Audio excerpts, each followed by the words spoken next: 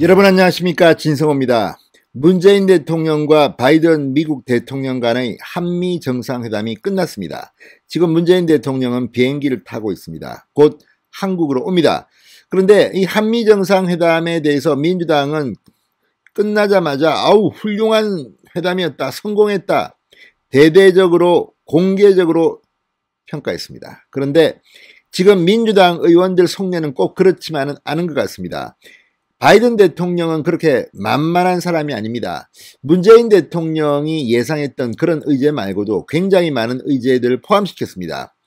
그 중에 하나가 바로 중국 문제입니다. 대만 해협이라는 표현이 이 한미 정상의 공동성명에 들어갔습니다. 이것 말고도 원전 사업이라든지 북한 인권 문제라든지 아무튼 우리 정부가 생각하기에는 금기시되는 북한을 겁내고 중국을 겁내는 문재인 정권으로서는 하기 싫은 그런 입장이 일부 들어간 것으로 보입니다. 자, 시간이 흐르면서 민주당 의원들의 속내가 조금씩 드러나고 있습니다. 특히 친중 정권 아니랄까봐 마치 중국의 속국인 양 소병훈 의원이 SNS에 글을 올렸다가 지금 민주당이 발칵 뒤집혔습니다. 국민들의 비판 여론이 만만치 않습니다. 중국에서 정치자금 뒷돈 받았냐 이런 반응이 나올 만큼 뜨겁습니다. 어떻게 양국의 정상, 그것도 한국과 미국의 정상이 회담을 했는데 회담 끝나고 집으로 오는 길에 주요 수행원 중 한 명을 중국에 보내 회담 결과를 내용을 설명해야 한다, 이런 말을 할 수가 있습니까? 자, 이게 바로 민주당 정권의 본심 아닌가 싶습니다. 그들의 속내가 드러나면서 지금 SNS와 인터넷 공간이 난리가 났습니다. 친중 정권 본색이 드디어 폭로된 게 아닌가 싶습니다. 진성호의 융단 폭격 시작합니다. 소병훈 민주당 의원을 융단 폭격합니다. 방송에 앞서 아직 진성호 방송에 구독자가 아니신 분들은 붉은색 구독 버튼 눌러주십시오. 더 좋은 방송으로 보답하겠습니다. 자, 어쨌든 지금 바이든 행정부 문재인 대통령을 이리저리 요리한 것 같습니다. 상당히 많은 부분이 문재인 대통령이 평소에 했던 방향과는 맞지 않습니다. 자, 한미 간의 원전 사업을 함께해서 수출을 하자. 이거는 얼마 전 송영길 대표가 청와대에서 발언했다가 청와대로부터 굉장히 냉대를 받았던 그런 발언으로 평가되는데 지금 바이든 대통령이 직접 말했습니다. 또 중국 문제를 거론했습니다. 대만 해협. 자, 한 달 전 일본 스가 총리가 왔을 때 비슷한 내용을 공표했는데 이번에 문재인 대통령 역시 이 문제에서 중국이 기분 나빠할 내용이 들어갔습니다. 자, 중국의 환구시보는 관영 매체들은 이 문재인 대통령이 중국 문제를 거론할 경우 독약을 마시게 될 것이다, 이런 취지의 표현까지 쓰면서 강하게 반발했는데 이게 들어간 겁니다. 자, 그러자 중국의 이 눈치를 보는 민주당 의원들이 이를 걱정하고 있는 것 아닌가. 그리고 소병훈 의원이 이걸 공개적으로 썼다가 지금 개망신을 당했습니다. 외교적으로, 아니 정상회담 마치고 돌아오면서 주요 수행원을 중국에 들르게 해서 회담 내용을 설명한다. 자, 정상 간의 외교 내용을 이 다른 정상의 경쟁, 갈등을 빚고 있는 나라에 보내서 설명한다. 속국에서나 할 수 있는 법입니다. 이건 지금 말이 아닙니다.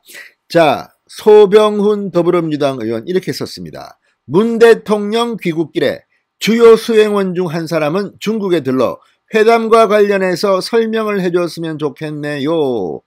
자, 이 SNS는 지금 삭제했습니다. 삭제한 것으로 나타났습니다. 자, 어떻게 이런 글을 쓸 수가 있습니까?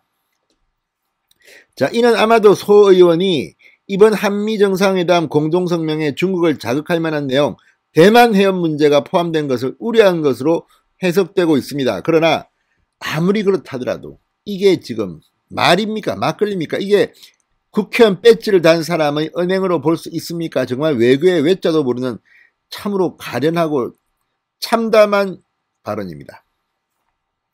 실제 양국 정상은 정상회담 직후 발표한 공동성명에서 바이든 대통령과 문재인 대통령은 대만 해협에서의 평화와 안정 유지의 중요성을 강조했다고 구체적으로 적었습니다. 한미 공동성명에 대만이 명시된 것은 처음입니다. 자, 어쨌든 미일 공동성명에 대만 문제가 포함된 것도 52년 만일 정도로 중국이 예민한 반응을 보이고 있는 가운데 한미 정상의 공동 성명에도 이게 들어감으로써 중국청의 반발을 고려해서 이런 아이디어를 소병훈이가 낸 게 아닌가 싶습니다. 그러나 이건 정말 누가 봐도 말이 안 됩니다. 자, 주요 수행원이 귀국길에 중국으로 찾아가 설명해야 한다. 이건 정말 기가 막힌 아이디어입니다. 자, 온라인 커뮤니티.